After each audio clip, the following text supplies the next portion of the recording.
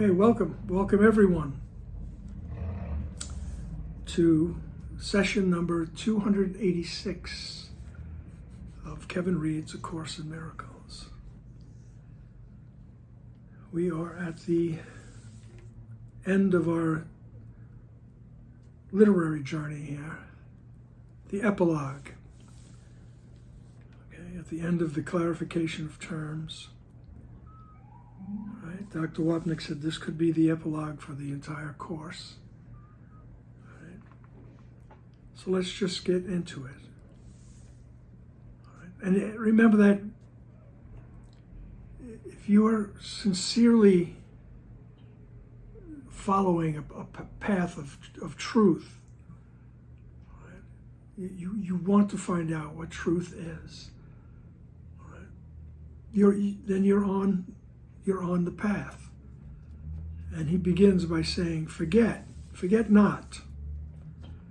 Once this journey is begun, the end is certain.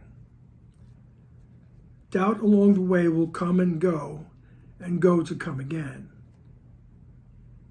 Yet is the ending sure.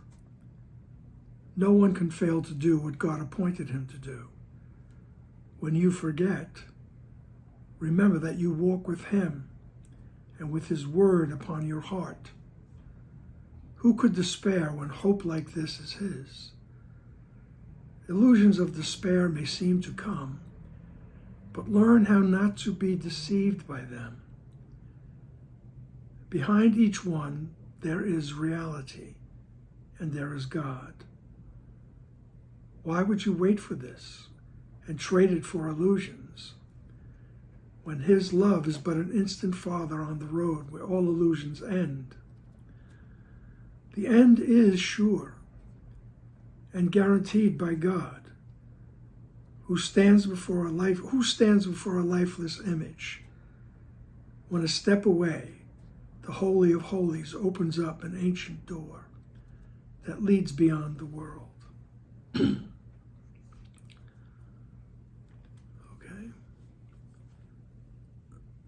So right at the beginning, he reassures us, once you're on the path to see correctly, right? Once you're on the path to become aware of truth, to become aware of love's presence, he says the end is certain. You'll get that. Right? And he says, despite all our vacillations, some days you're in the groove, some days you're not. As they say, some days you eat the bear, some days the bear eats you. All right? So despite your vacillations, doubt along the way will come and go to come again. We vacillate, but we're still on the path. Yet is the ending sure, even though you might vacillate, you might doubt. He says, no one can fail to do what God appointed him to do. All right? And that's the practice of forgiveness, the practice of seeing the truth, of being desirous of the truth. Help me to see correctly. I'm willing to see correctly. I'm willing to see past the ego form. He says, then the ending will be sure. You'll get there. Right? Because no one can fail to do what God appointed him to do. And that is to become aware of the innocence. Become aware of the oneness. Right? And when you forget, remember that you walk with him and with his word upon your heart. Right? So when you forget, as soon as you can, just remember that you have that space in your mind, right, that is always with you, that will help guide you back to the corrected perception and on the path to truth. Right? Because you have that his word upon your heart, and his word is always the the atonement principle, the fact that you never left, you're not guilty, there's only the innocence and the oneness. Who could despair when hope like this is his? Right? Who could despair when this is really the bottom line, when you have this kind of hope? Right? Although in this world, we can reach those depths of despair. Right? It happens. It happens to many, many people. Right? But he says the bottom line is that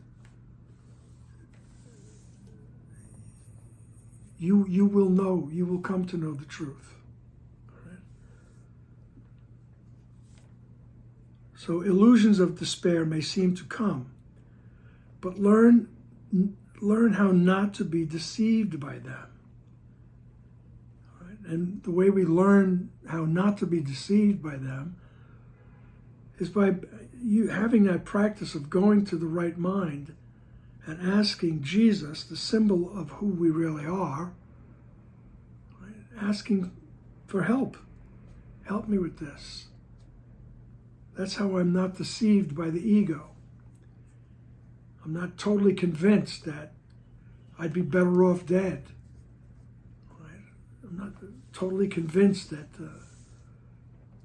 whatever thoughts despair brings to you, don't be deceived by them. We have Jesus to help us. Behind each one of those desperate thoughts, right, there's a sure and guaranteed, the end is sure. Wait. Behind each one, there is a reality, and there is God. Why would you wait for this and trade it for illusions? And we despair when we separate from the hope. When we separate from our connection with Jesus, we think we separated. That's when the despair comes. All right? But behind every one of these thoughts, there is reality, which is the fact that you're not guilty of anything. You're not here all by yourself, right? You're not, in reality, you're not alone. You're part of the oneness. And there's nothing to be afraid of. All right? Why would you wait for this and trade it for illusions, when his love is but an instant farther on the road where all illusions end? The end is sure and guaranteed by God. He says it again. Who stands before a lifeless image when a step away, the Holy of Holies opens up an ancient door that leads beyond the world? So who would stand before this lifeless image and all these lifeless images in the world? Right? Who would trust in that and believe in that when just a step away, right, by asking for the help, asking for the clarity, the Holy of Holies opens up an ancient door? Right? The Holy of Holies was the sacred tabernacle, a sacred space where the tablets of Moses were, right? And only a select few special priests could enter the space. All right? But for us, the sanctuary of the mind, that Holy of Holies where the truth lies, it opens up an ancient door that leads beyond the world. Right? All the answers come from that open door. Right? That open mind that's connected now to the memory of who we really are. Right? That's what guarantees that the end is certain, that you will know, you'll advance to the realm of knowledge. Right? You are a stranger here, paragraph 2. But you belong to him who loves you as he loves himself. Ask but my help to roll the stone away, and it is done according to his will. We have begun the journey. Long ago the end was written in the stars and set into the heavens with a shining ray that held it safe within eternity and through all time as well, and holds it still, unchanged, unchanging, and unchangeable.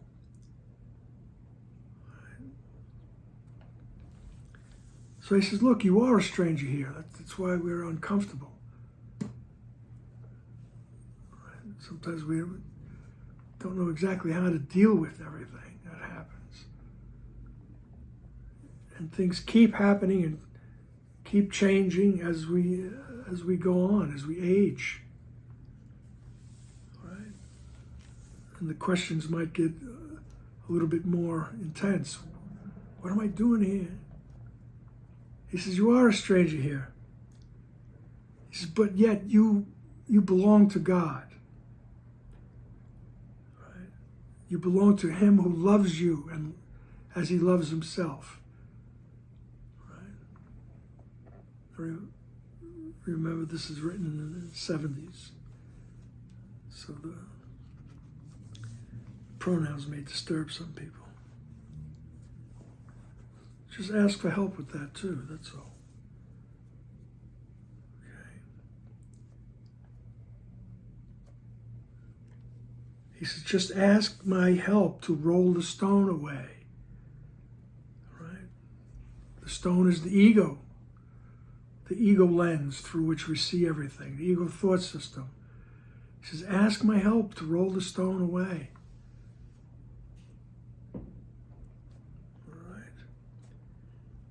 Ask but my help to roll the stone away, and it is done according to his will. All right. We have begun the journey. Long ago, the end was written in the stars, right? And set into the heavens with a shining ray that held it safe within eternity and through all time. And hold it still, unchanged, unchanging, and unchangeable. So he says, look, we have begun the journey, and the end is written. And it was written there a long time ago. Right? And it doesn't change. It does not change. All right.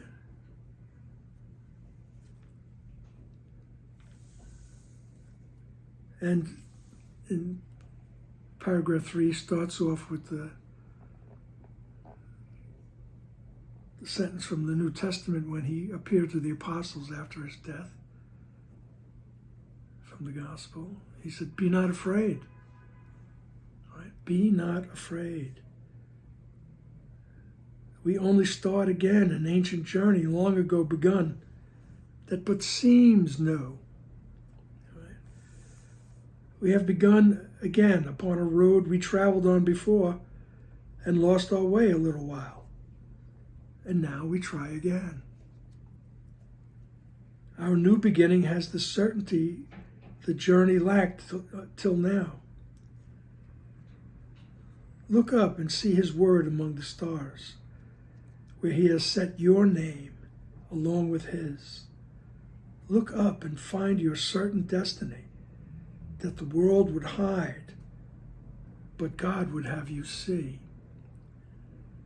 All right. He says, just look up. All right. He says, the world would hide your destiny.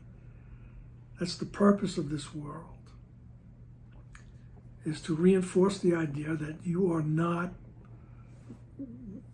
the Son of God. You are not the offspring of the original creator.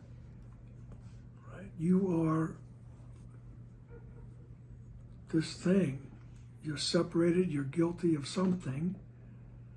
Right? And you better fight to get what's yours.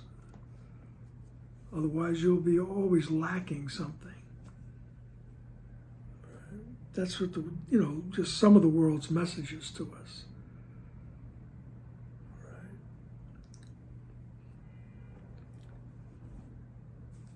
Look up and see His word among the stars. Look up and find your certain destiny that the world would hide, but God would have you see. Right? He says, don't be afraid of the ego. Don't be afraid. We only start again an ancient journey. Right? And as I read this, it reinforces the idea when he talks about our vacillations. We're on the path. Sometimes we stray. And then we come back and we start again. And you're not starting from the very beginning. You're basically picking up where you left off. Right? We have begun again upon a road we traveled on before and lost our way a little while. And now we try again. Our new beginning has the certainty that the journey lacked until now. Right? So he keeps driving that point home too. It's the certainty. Right? You will definitely reach peace of mind. Right? Paragraph 4. Let us wait here in silence and kneel down an instant in our gratitude to Him who called to us and helped us hear His call. And then let us arise and go in faith along the way to Him. Now we are sure we do not walk alone, for God is here, and with Him all our brothers. Now we know that we will never lose the way again. The song begins again, which had been stopped, only an instant, though it seems to be unsung forever. What is here begun will grow in life and strength and hope, until the world is still an instant and forgets all that the dream of sin had made of it. All right. So he says, let us wait here in silence. He's not talking about just sitting and never saying anything or doing anything. He's talking about silencing the ego, that raucous shrieking of the ego. I need this, I need that, I want this. You have what I need, Let us wait here in silence.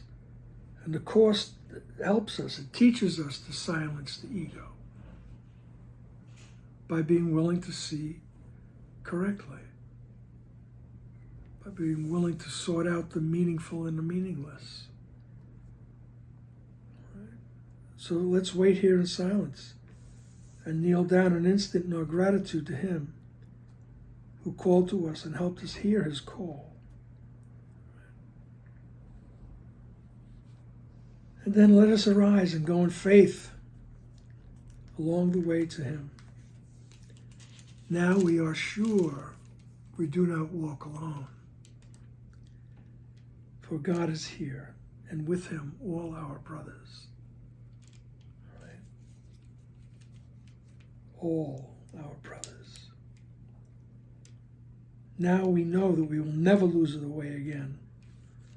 The song begins again, which had been stopped only an instant, though it seems to be unsung forever. The tiny, tiny mad idea, as they say. Right. All of a sudden, what? That was it. In that little space, the song seemed to be unsung forever. What is here begun will grow in life and strength and hope, until the world is still an instant and forgets all that the dreams of sin had made of it. There's a nice lesson that goes, I will be still an instant and go home. And by being still, it's the stilling the ego, letting go of the ego, not listening to it, not being deceived by it. So let us go out and meet the newborn world, knowing that Christ has been reborn in it, and that the holiness of this rebirth will last forever. We had lost our way, but he has found it for us. Let us go out and bid him welcome, who returns to us to celebrate salvation and the end of all we thought we made. The morning star of this new day looks on a different world where God is welcomed and his Son with him. We who complete him offer thanks to him as he gives thanks to us. The sun is still, and in the quiet God has given him, he enters his home and is at peace at last. All right.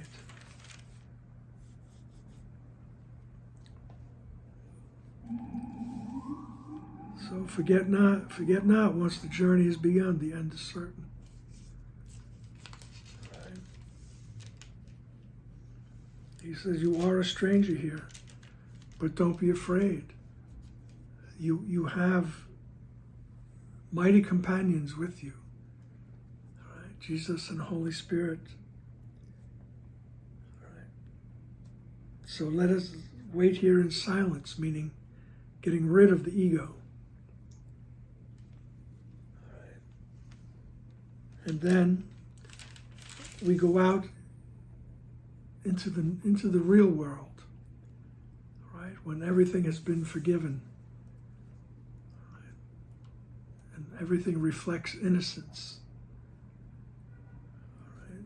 Let's go out into the world, right? Knowing that Christ has been reborn in it, and that the holiness of rebirth, this rebirth, will last forever. That will come up in our awareness. Right. We had lost our way, but he has found it for us. Let us go and bid him welcome, who returns to us to celebrate salvation and the end of all we thought we made.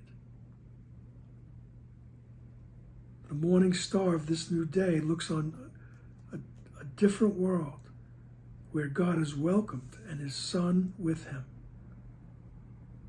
And we who complete him offer thanks to him, and he gives thanks to us.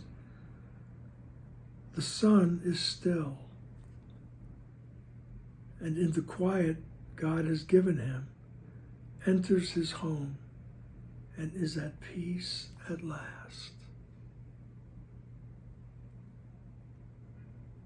The ego is gone. There is only the stillness. And the Son of God is home at last. The Son of God is at peace at last. Okay. I thank you all very much for this opportunity. This has been a journey.